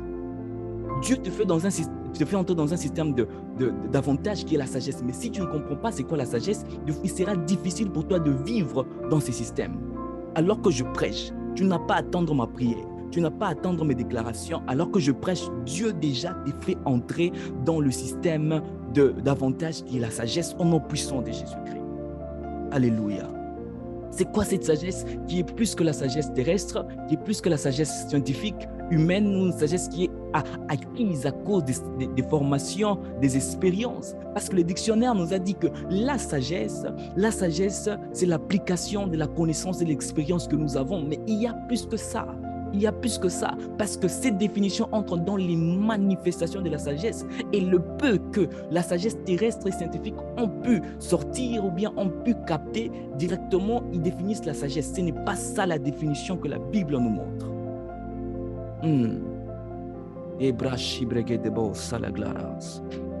Je vais nous faire lire le dernier verset. Nous sommes dans 1 Corinthiens chapitre 1, le verset 30. Alors que je prêche, commence à déclarer la sagesse. Déclare la sagesse, déclare-le dans ta vie, déclare-le dans ta vie, déclare que je suis là, la sagesse divine m'influence, cette sagesse, oh God, Eloshi bradadias, Elebra shegelebas.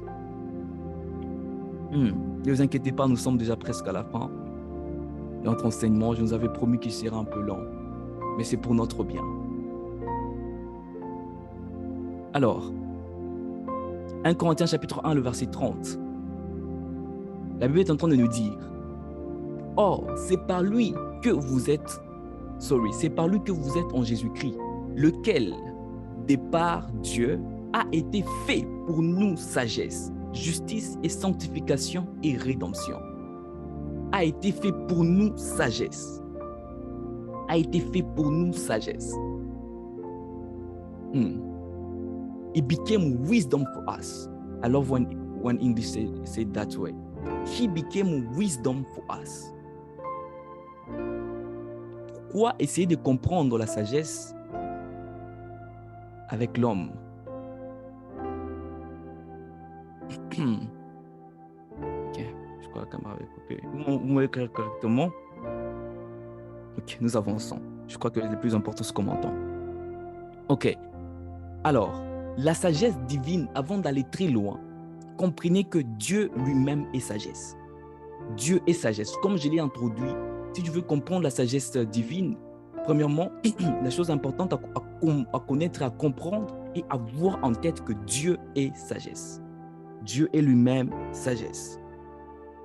C'est-à-dire la sagesse en vrai, avant qu'il soit manifestation, avant qu'on parle des manifestations, on comprend que la sagesse est un attribut de Dieu. La sagesse est une nature de Dieu. La sagesse est un caractère de Dieu. Ok, je crois qu'on n'a pas compris. J'ai dit, avant qu'on ne parle de la sagesse comme manifestation, ou qu'on ne parle des manifestations, comprendre la sagesse selon Dieu, on comprend que, comme la Bible dit, Jésus-Christ s'est fait sagesse pour nous.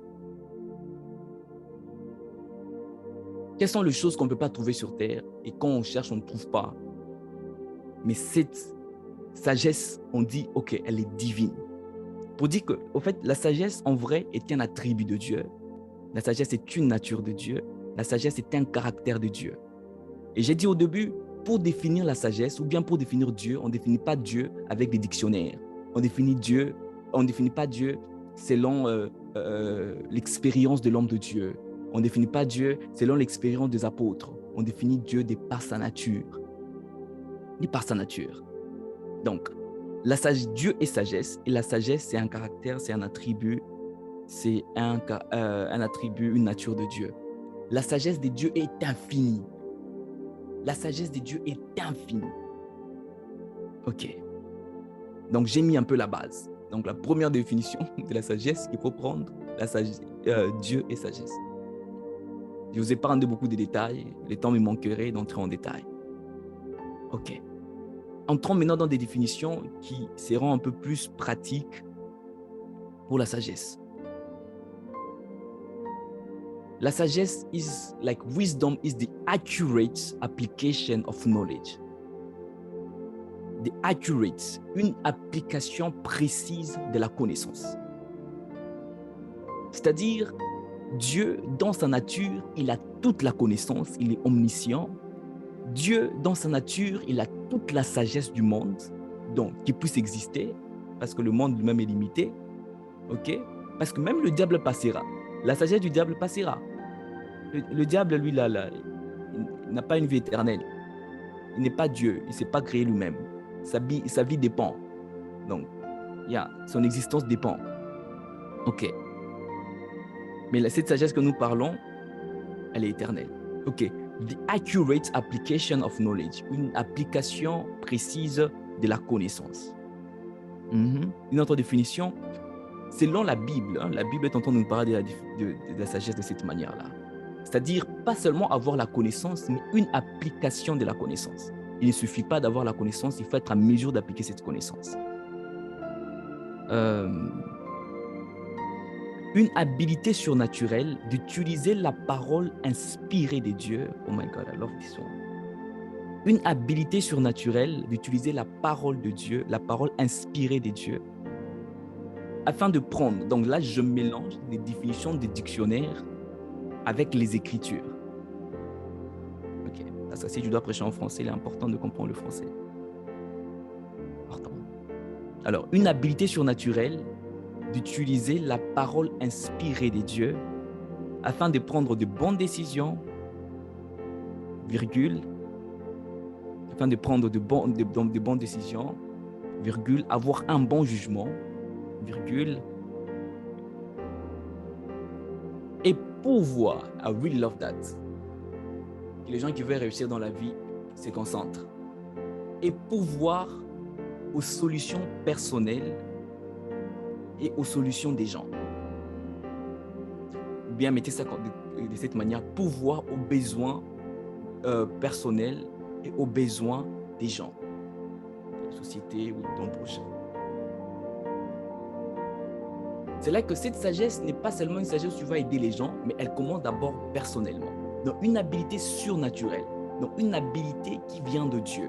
Donc cette sagesse tire sa source dans Dieu. Cette sagesse est inspirée de Dieu.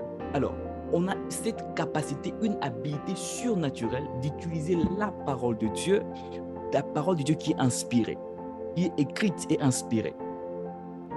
OK, afin de prendre de bonnes décisions, afin de pouvoir aux besoins, avant d'avoir un bon jugement, afin de pouvoir aux besoins. Une sagesse qui n'est telle que toi-même. Au fait, en vrai, tu es égoïste. Cette sagesse doit t'aider afin que tu puisses être un besoin ou bien que tu puisses rencontrer les besoins des personnes qui sont à côté de toi. Dans cette sagesse, les hommes politiques entrent. Dans cette sagesse, les entrepreneurs entrent. Je ne parle pas d'une sagesse scientifique d'abord. Je suis en train de parler de la sagesse divine pour nous, les enfants de Dieu. Il y a je crois, le pasteur Oyedepo, il a déjà écrit un livre sur les finances. Oh my goodness! Ce livre est très profond, très profond. Il dégage une forte sagesse qui aiderait les chrétiens à entreprendre, qui aiderait les chrétiens à réussir dans la vie, qui aiderait les chrétiens à comprendre les principes des finances et autres. Et tout ce qu'il a dit vient de la parole de Dieu. Ne limitons pas la parole. Qu'est-ce que tu cherches que tu n'as pas trouvé dans la parole de Dieu? Il y a tout. Médecine, informatique, il y a tout. Je sais qu'on n'a jamais écrit informatique. Dans la Bible, il y a tout. Il y a tout. Il y a tout. Il y a tout. Il y a tout. Il y a tout. Il y a tout. Il y a tout. Il y a tout. Même ce qu'on n'a pas écrit. La parole de Dieu contient tout. Quelle réussite, dans quel domaine tu cherches que tu n'as pas trouvé chez Dieu? OK. Et tu dois être en mesure de travailler jusqu'à ce que tu sois en mesure de rencontrer les problèmes des gens. rencontrer les problèmes des gens. Rencontrer les problèmes des gens.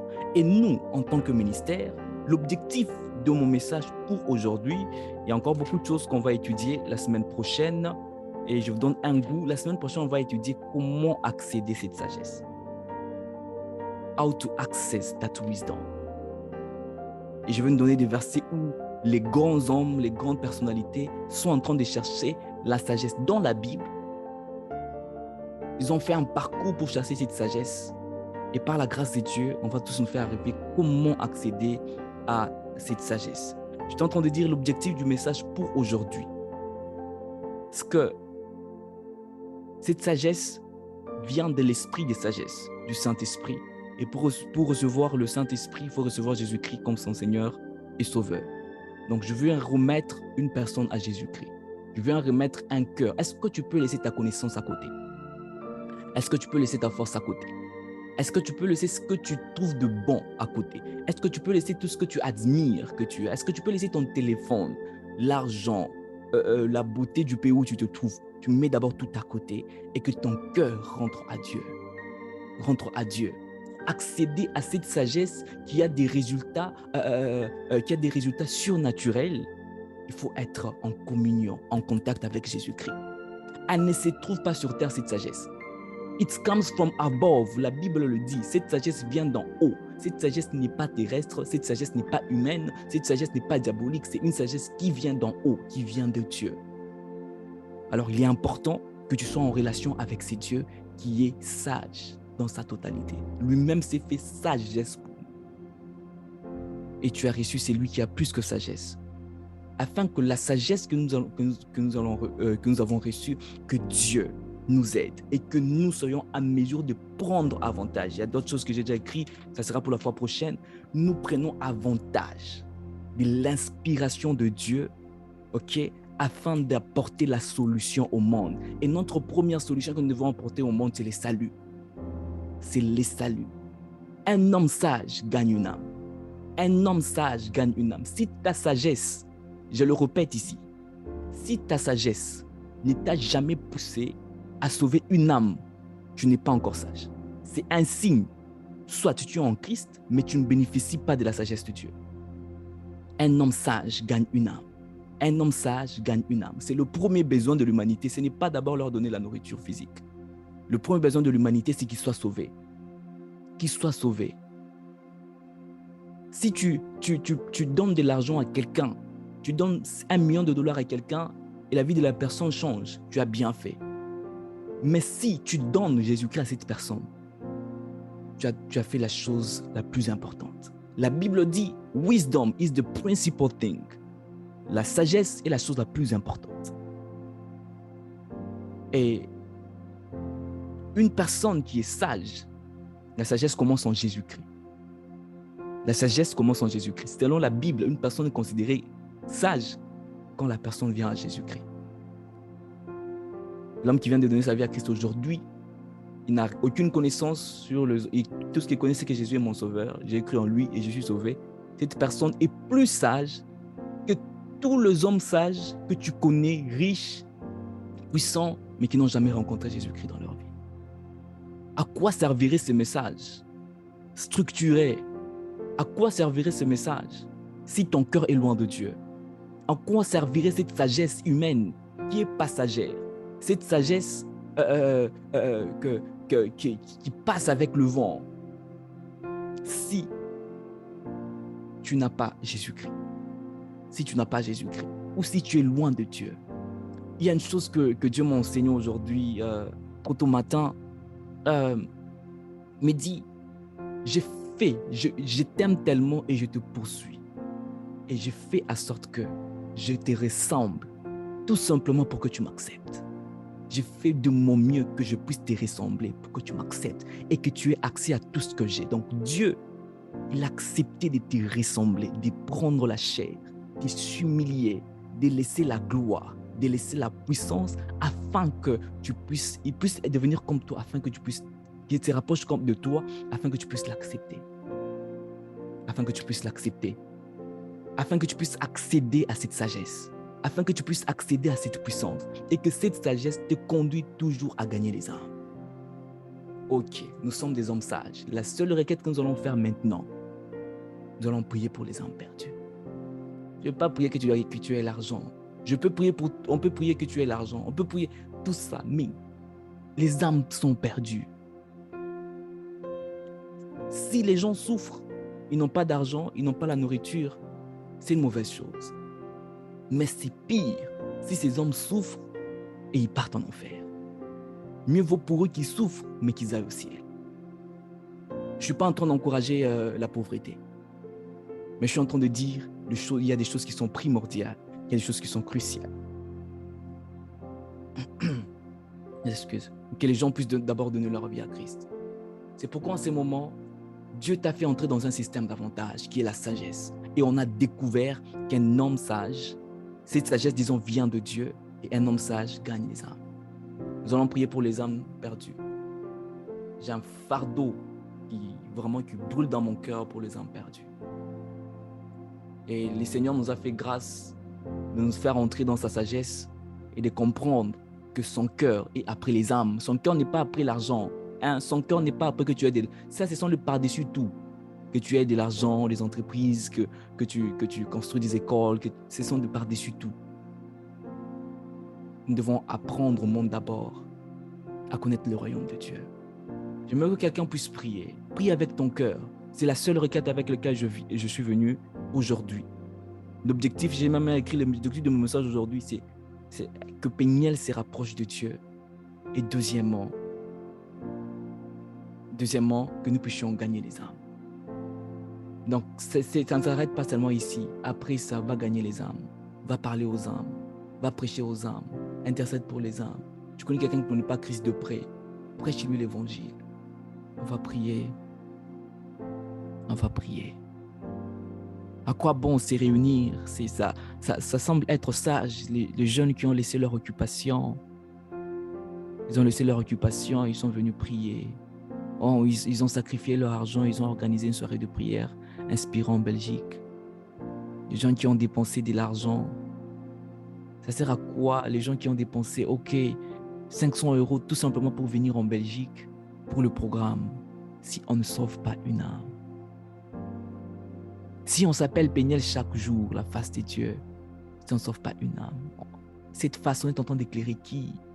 Si on s'appelle la lumière du monde, mais si on essaie de luire que sur Zoom, on est la lumière de qui? Des Zoom. On est la lumière de qui? De notre chambre. On est la lumière de qui? Nous sommes la lumière du monde. Les âmes. Les âmes. Des âmes. Je ne sais pas pourquoi on continuerait à être dans le ministère. Je ne sais pas pourquoi on continuerait avec ce ministère si on n'a pas le fardeau des âmes. Si tu n'as pas ce fardeau des âmes, ça prouve que tu n'es pas sage. Je te le dis directement. Ça prouve que tu n'es pas sage. À quoi bon de devenir pasteur d'une grande église, mais tu n'as pas la passion des âmes? À quoi bon de prêcher correctement sans avoir la passion des âmes? Alors nous allons prier. J'aimerais que quelqu'un intercède.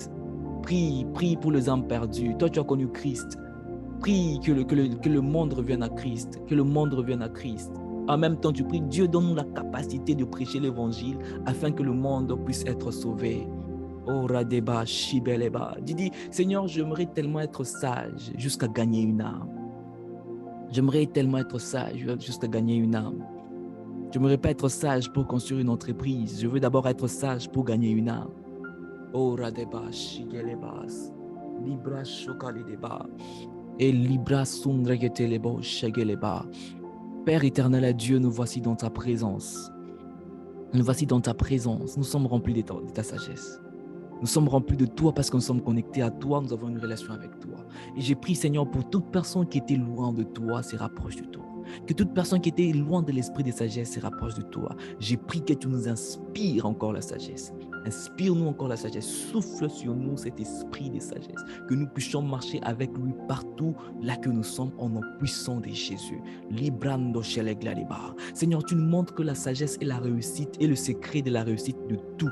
Et le secret de la réussite dans tous les domaines. La sagesse est le secret de la réussite. Seigneur Dieu de gloire, même dans le ministère, je suis en train de prier que nous soyons tellement remplis de sagesse que nous puissions gagner les âmes. Que nous puissions être remplis de sagesse afin que nous puissions gagner les âmes à toi. Librando geleberia, sagreba, mandala bladikatosha. Seigneur, nous voulons être tellement sages jusqu'à ce que nous sommes 31 personnes, Père, que chaque personne, Seigneur, puisse gagner une âme. Seigneur, on sera 62, on sera 124, on va se multiplier, on sera 400, on sera 600, on sera 800, on sera 1000, parce qu'on va gagner les âmes. On va gagner les âmes. On va gagner les âmes. Seigneur, on va gagner les âmes au nom puissant de Jésus. Et je suis en train de prier pour ces personnes qui sont voilées pour ton évangile, les personnes là qui ne te connaissent pas, les personnes là, Père éternel, à Dieu, le diable, il a put a veil on their faces. They are ignorant, they can't see you, they can't see your glory, because the prince of this world, Libra Shekelebradia Sundre Ketelebaba, has covered their faces and they cannot see your glory. By your power, in the name of Jesus, I come in your name, because I know that your name is a system of advantage, and I pray in your name, I break and I really break, I destroy that veil, I destroy ignorance in the name of Jesus, and people come to the knowledge of who you are, people come to the revelation of who you are.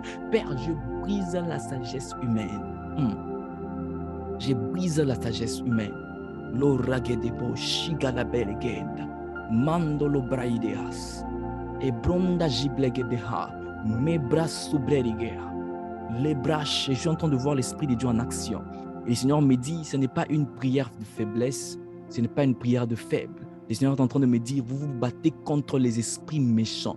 Quand vous priez contre les âmes perdues, il y a des personnes, quand ils prient pour les âmes, ils pensent qu'ils sont en train de prier pour chasser, je ne sais pas, l'esprit de pauvreté dans la famille. Oh non, non, non. Les esprits qui se mettent en action, quand on veut prier pour les âmes, ce sont des esprits qui sont chargés, qui travaillent dur afin que l'homme ne puisse pas rentrer chez Dieu. C'est pourquoi nous allons prier encore. Tu vas prier pour le pays où tu te trouves. Nous allons toujours prier pour les âmes. Tu vas prier pour le pays où tu te trouves. J'étais en train de voir une vision, je vais l'expliquer après. Tu vas prier pour le pays où tu te trouves et tu es en train de déclarer par la puissance du Saint-Esprit que l'évangile entre et que la sagesse humaine tombe. La sagesse humaine tombe. Par exemple, en Belgique, il y a une sagesse qui entre, qui fait ce que les enfants sont éloignés de Dieu dès les bas âges. Les enfants sont éloignés de Dieu à l'école dès les bas âges. On les enseigne des bêtises, permettez les termes, on enseigne des bêtises qui semblent être sagesse. Alors nous allons prier déjà, nous allons briser. Moi je suis en Belgique, je prie pour la Belgique, tu es en France, tu pries pour la France, tu es en Suisse, tu pries pour la Suisse, tu es en Allemagne, tu pries pour l'Allemagne, tu es au Congo, tu pries pour le Congo, tu pries partout là que tu te trouves, et la sagesse humaine soit brisée et que l'évangile puisse entrer. Que l'évangile puisse entrer, les raisonnements humains puissent tomber, que l'évangile puisse entrer. Quelqu'un prie au nom puissant de Jésus. Au nom de Jésus, au nom de Jésus, au nom de Jésus, Libra Sobelege, et Blando Lobrelique, Shadia Sabelege, Mabra Shele le Band, Manda Libra Shogalige, Manda Librado Shagalagalea, Mebra Shogalia, Mande Librando Sibelege, Mamam de Librado Shigeleba, Mandele Libro Shigelege, Mebra Sugaligenda. Père éternel à Dieu, nous sommes en train de prier. Je suis en train de prier pour la Belgique. Je prie, Seigneur de gloire, pour un réveil spirituel. Je prie, Seigneur, pour un réveil spirituel. Seigneur, je prie que les âmes reviennent. Les âmes qui ne te connaissaient pas puissent revenir à toi. Les âmes qui ne te connaissaient pas puissent revenir à toi. Les âmes qui sont en captivité reviennent à toi, éternel à Dieu. Qu'un feu descende, qu'un feu de réveil descende, qu'un feu de réveil descende, afin que les âmes puissent t'appartenir, que les âmes puissent être sauvées.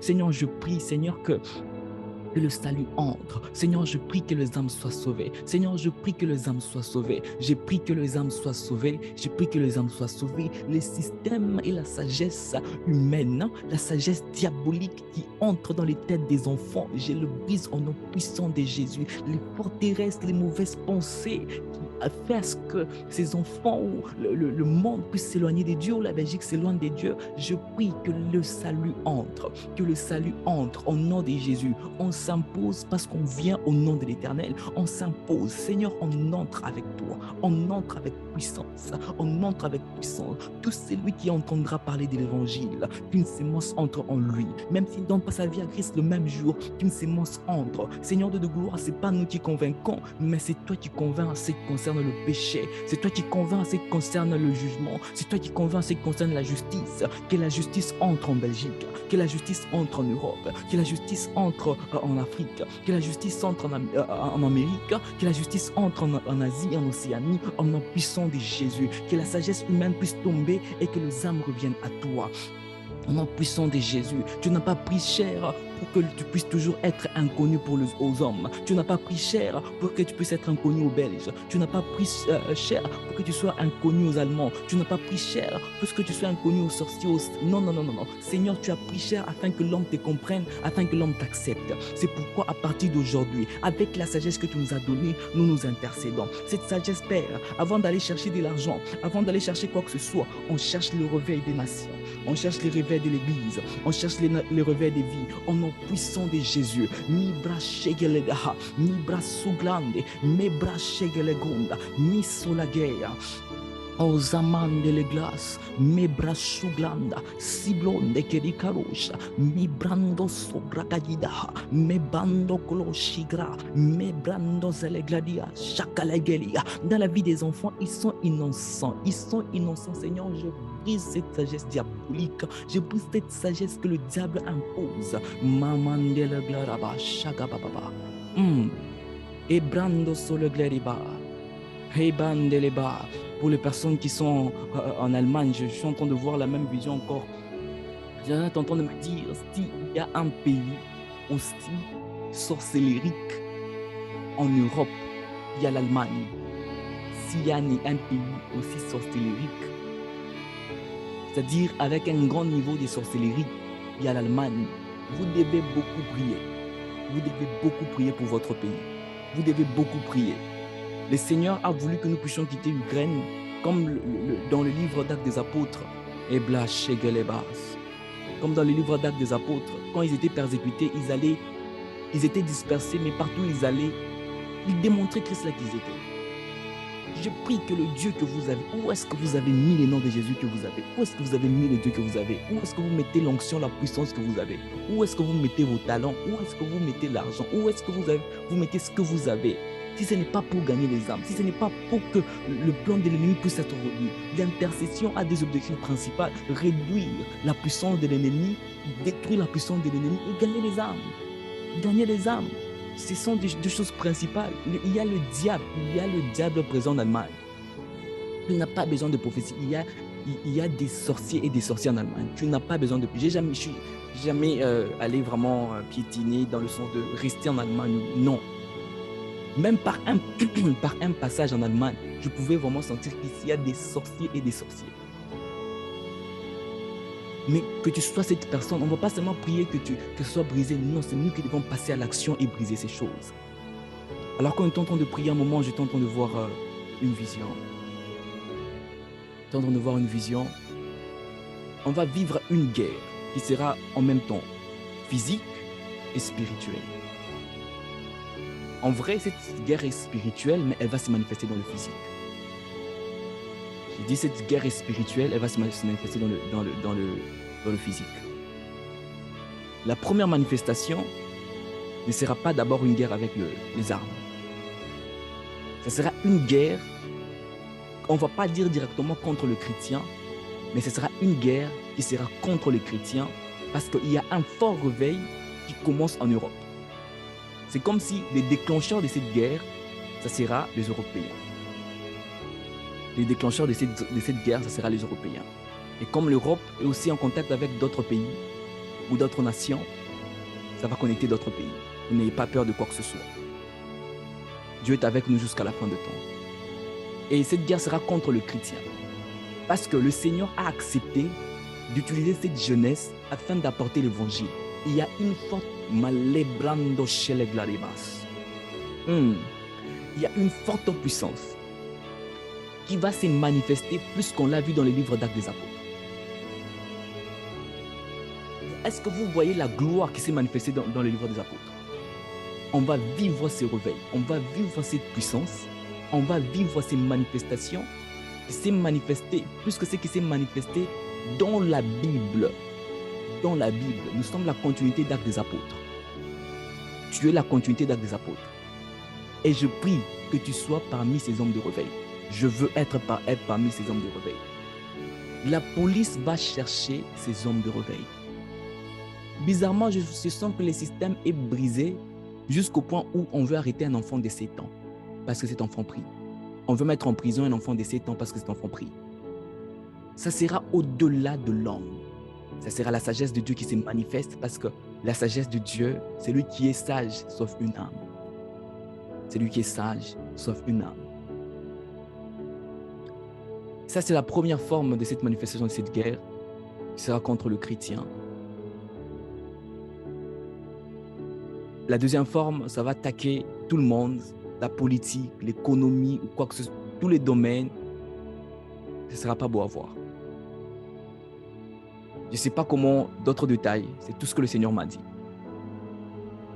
Donc, pour nous les chrétiens, c'est le Seigneur déjà qui nous prévient que ta foi soit forte, que tu sois fort à travailler. Sois prêt à tout perdre. Sois prêt à tout perdre. L'argent, c'est quoi? Tu en auras en abondance auprès de Dieu.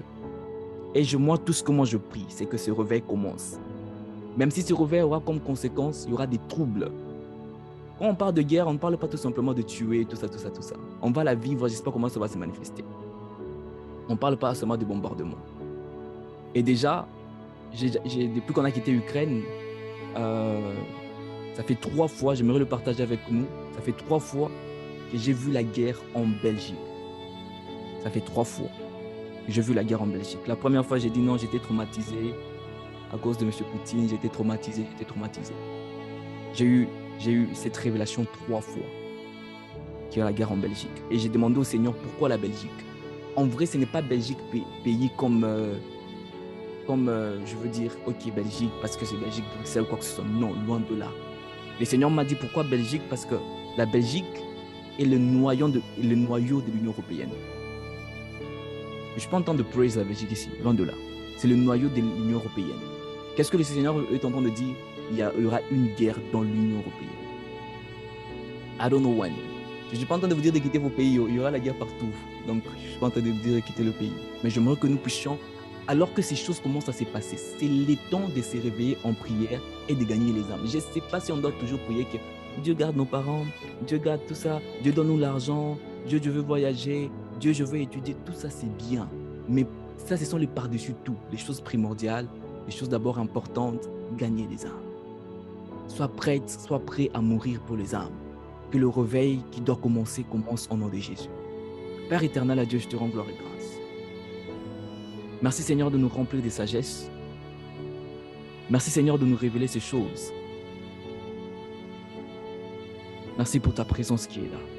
Merci de nous faire entrer dans un système d'avantage qui est la sagesse. Seigneur, aide-nous à nous enseigner ce que je n'ai pas enseigné. Seigneur, aide-nous à comprendre ce que je n'ai pas enseigné. Aide-nous à comprendre ce que je n'ai pas expliqué. Par ta grâce et par ta puissance. Au nom de Jésus. Seigneur, pousse-nous à gagner les âmes. Donne-nous la force de prêcher l'évangile avec audacité et puissance. Donne-nous à démontrer ta puissance. Oh yes. Seigneur, tu vas vivre le miracle. Tu vas vivre des guérisons des maladies compliquées. Et s'il y a une personne qui est malade, reçoit la guérison au nom puissant de Jésus maintenant. Je parle d'une guérison maintenant. Une guérison physique maintenant au nom de Jésus. Tu attendais un miracle dans ta famille, que tu le reçoives. Tu attendais un miracle avec tes documents, que tu le reçoives au nom puissant de Jésus-Christ. I come in the name of the Lord Jesus. Receive it in the name of Jesus. Reçois cela au nom de Jésus-Christ. Que toute la gloire te revienne. Bénis tes enfants, Père, qui ont été là. Bénis ces combattants. Bénis ces guerriers. des hommes forts et des femmes fortes qui sont là pour ta gloire. Au nom puissant de Jésus, j'ai ainsi prié en disant Amen. Amen. Amen. Amen. Est-ce que quelqu'un bénit Dieu? Quelqu'un bénit le Seigneur? Quelqu'un bénit le Seigneur? Que Dieu nous bénisse tous abondamment. I know I took too much time. J'ai pris beaucoup de temps pour enseigner ces choses. Péniel en a besoin. Et je veux que le ministère soit un ministère d'enseignement, disons, qui aime les enseignements, qui vit par les enseignements, qui respire les enseignements et que nous puissions marcher avec la réalité de ces enseignements chaque jour. Soyez bénis. Le dernier mardi, c'est le mardi le mardi prochain. Soyons là. Les Seigneurs vont nous... Ça, c'est, s'il vous plaît, tout ce que j'ai donné là, c'est n'était que l'introduction à mon message. N'était que l'introduction à mon message. Et on va finir le mardi prochain. Il y a beaucoup de bonnes choses qui nous attendent. Très bonnes choses. Donc, le Seigneur a préparé des bonnes choses pour nous. Et que Dieu vous bénisse abondamment. Je vais appeler la sœur Ruthie qui va nous donner les annonces. Bonsoir à tous, j'espère que nous allons bien.